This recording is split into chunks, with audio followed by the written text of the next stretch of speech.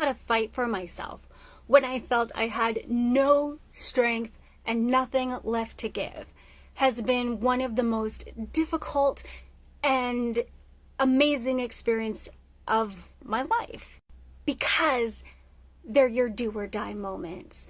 There are the moments where you don't have a choice, where your back is up against the wall, where it's either you act or everything falls apart. And that is when the choice is easy, right? I need to change my life. I need to do some things. I need to invest in myself or my business or my mental health or my physical health, right? Like you get that diagnosis, or you see that your relationship is in real trouble, like for real this time, or you take a look at your finances and your stomach drops and you get that panic attack.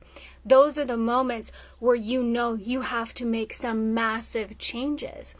And some of the more difficult pivot points in life are where you see the trajectory, you see where things are going, and you're so afraid to act, and you're so afraid to not act. And the panic becomes, what if nothing changes?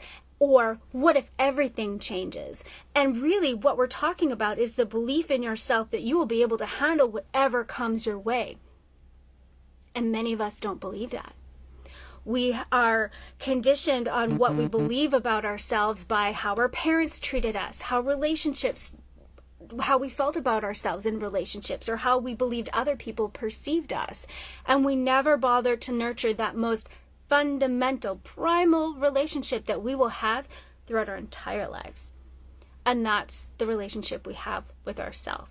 So when we talk about self-love, it can be like getting your nails done and doing your hair, but it actually more has to do with how is the voice inside your head speaking to you?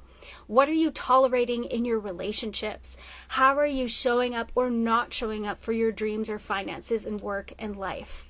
And this is where self-love becomes so practical, so real, and so obvious when we see, and this is aside from like systems being a little bit chaotic right now, but when you see how you've been showing up in your behavior within all these different aspects of life, consistently or inconsistently, well, then you can see how you have been valuing yourself and what that tells you about this primal relationship. And to learn how to start to have a self-care journey or self-love, it can be really overwhelming. So really, it starts with a choice, and it starts with being very, very curious about who you are.